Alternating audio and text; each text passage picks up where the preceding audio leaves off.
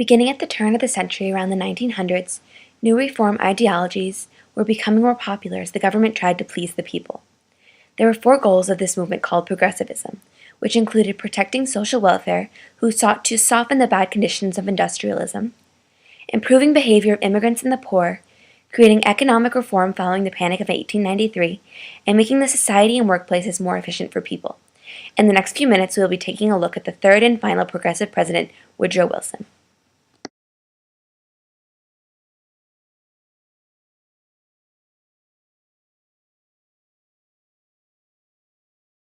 Born in 1856, growing up during the Civil War, Woodrow Wilson experienced life during domestic conflict. After graduating from Princeton, he became a professor during the period of Reconstruction, later becoming the president of Princeton.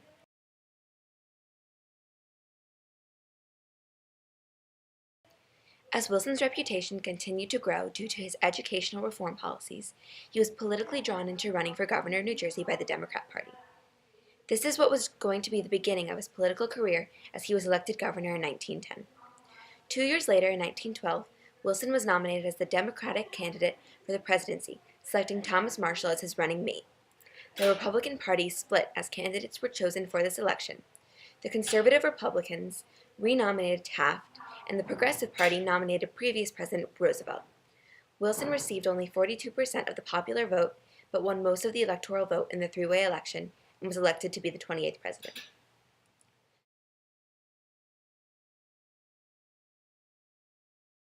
Wilson ran again in 1916, winning by a small number. In this election, he ran against Republican candidate Charles Evans Hughes, who was trying to put the Republican Party that had split in the previous election back together. The Progressive Party tried to elect Theodore Roosevelt as their candidate, but he rejected the nomination because he supported Charles Evans Hughes, forever removing the Progressive Party from ballots.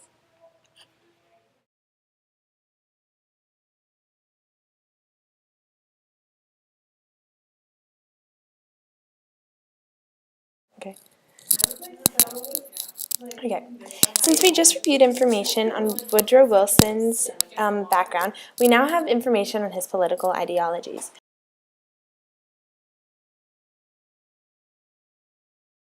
When running for the governor of New Jersey, he began by endorsing the Progressive Platform, and he asserted his independence of the conservatives and the machines that had nominated him. When he was chosen to run for the presidency by the Democratic Convention of 1912, his campaign was based on the New Freedom. The New Freedom stressed individual and states' rights, and on his platform he won a huge electoral victory. The New Freedom called for tariff reduction, reformation of banking and monetary systems, and new laws and orders to weaken corporations and restore economic competition. Wilson claimed Other political ideologies of Wilson is that Wilson claimed to have progressive ideals. He started attacking large concentrations of power to give greater freedom to average citizens. He also cautiously supported suffrage, and in fact, under his presidency, the 19th Amendment was passed. However, he wasn't too supportive of these women before the 19th Amendment.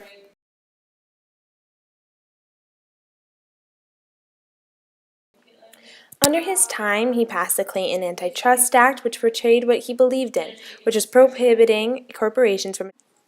Under his time, and okay, I'm going to restart now. Okay, scene. A political ideology of Woodrow Wilson was in the Clayton Antitrust Act, which portrayed what he believed in, which was prohibiting corporations from acquiring the stock so that monopolies could not be created. He also believed, under his political ideologies, he passed the Clayton Antitrust Act, which portrayed what he believed in, which was prohibiting corporations from acquiring the stock so that monopolies could not be created. He also believed in lowering tariff rates, which is what he believed in, and created the Federal Trade Commission. Oh my God, no. She was like, you ate.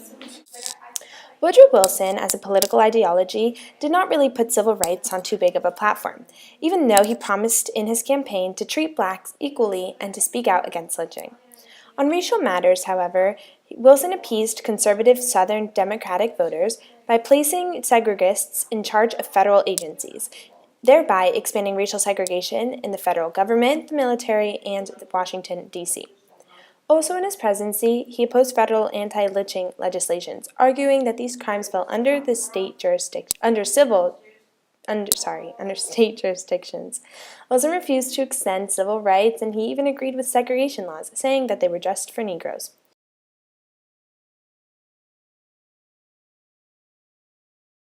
He found another political ideology is that he found that the outbreak of World War I in Europe in 1914 demanded America's involvement.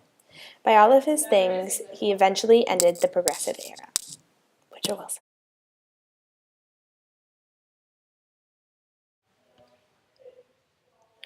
Many of Woodrow Wilson's greatest accomplishments came from his domestic affairs and the domestic policies that were passed under his administration. Wilson's most well known for his New Freedom reform.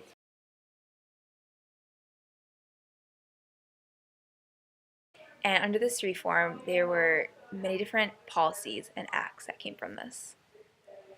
In 1913, he passed the United States Revenue Act was passed, and this was the very first time that tariffs were lowered since the Civil War. And also in 1913 was the Federal Reserve Act. And this is considered, out of all the policies from the New Freedom, the Federal Reserve Act was considered the greatest achievement of Wilson. And this act was a banking system that was put under government supervision, and it loosened Wall Street's grip on the nation's finances, and it established 12 Federal Reserve banks controlled by the Federal Reserve Board, which was a new federal agency, and all those members of that agency were appointed by Wilson.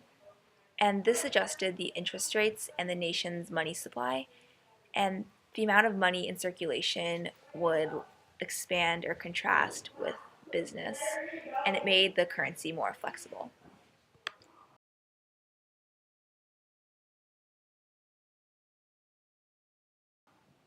Also in 1913 was the 17th Amendment, and this implemented direct popular election of senators, which meant that the people elected the senators, not the government. In 1914, Congress passed the Federal Trade Commissions Act, and this enforced the idea of antitrust, and it also prevented unlawful suppression of competition. Again in 1914, another antitrust act was passed, and this was the Clayton Antitrust Act, and this regulated business practices to prevent unfair competition. During Wilson's administration, several laws regarding working conditions and the working men were passed. In 1915, the Seamen's Act was implemented, and this set the minimum standards of treatment of sailor merchants. In 1916, the Keating-Owen Child Labor Act was put into effect, and this limited the work hours of children and also forbade the sale of goods produced by child labor.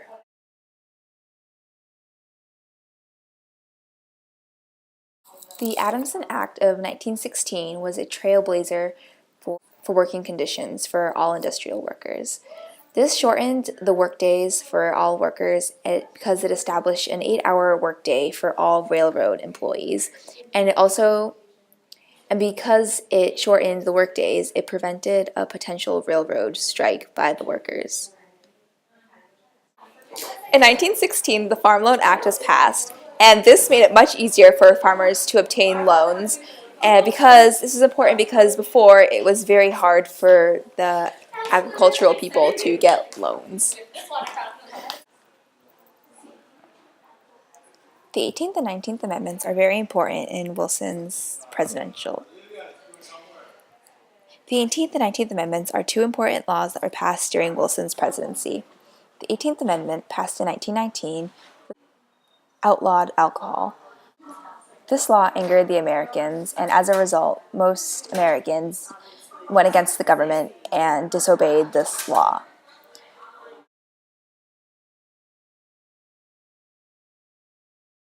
The 19th Amendment, passed in 1920, was the turning point to modern America.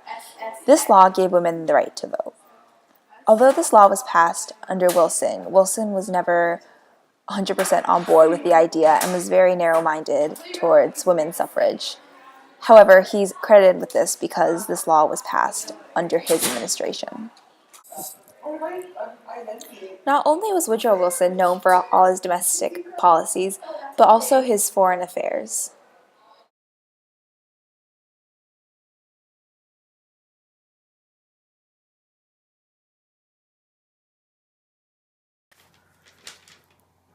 During World War I, Wilson faced the difficult decision as to whether the U.S. should engage in the war or remain neutral.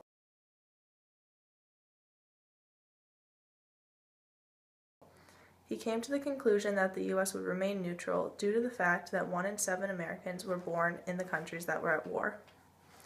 Neutrality ended, however, when the U.S. declared war on Germany, after the Germans had used submarine warfare that had killed Americans as well as sunk U.S. naval ships.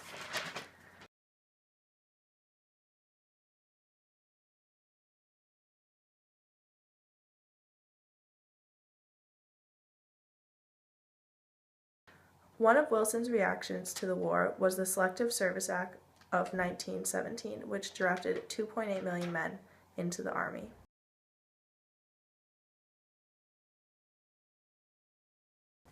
Wilson made a lot of important choices regarding foreign affairs during his presidency, which made him with very little previous experience regarding foreign affairs.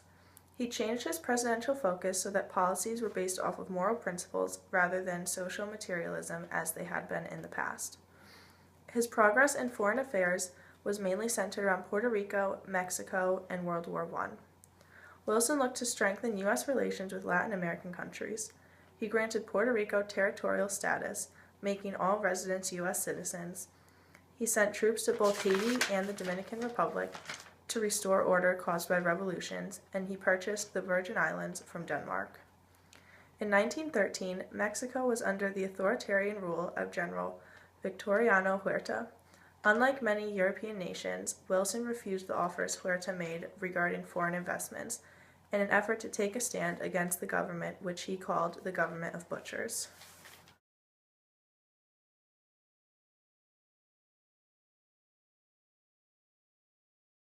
Please welcome the President. Gentlemen of the Congress, I'm President Woodrow Wilson. I present to you today, January 8, 1918, my peace program. Here are 14 reasons why the United States should enter World War I. World peace depends on our entry into the Great War. 1. There should be no secret pacts or alliances between countries. 2. Freedom of the seas in peace and war. 3. The reduction of trade barriers among nations. 4. The general reduction of military weapons and equipment to the greatest extent possible. 5. The adjustment of colonial claims in balancing the interest of the local populace and of the colonial powers. 6. The evacuation of Russian territory and a welcome for its government to the Society of Nations. 7. The evacuation of Belgium and restoration of Belgian territories in Germany. I love you, Woodrow. Will you be my baby's daddy? I love you too. Security. 8. The evacuation of all French territory and the restoration of France's territorial claims over Alsace-Lorraine. 9. The readjustment of Italian boundaries along clearly recognizable lines of nationality and allowing Italians to live in Italy. 10. Independence for various national groups in Austria-Hungary. 11. The restoration of the Balkan nations and free access to the sea for Serbia. 12. Protection for minorities in Turkey and the free passage of the ships of all nations through the Dardanelles. 13. Independence for Poland, including access to the sea. And 14. A League of Nations to protect mutual guarantees of political independence and territorial integrity to great and small nations alike. Thank you.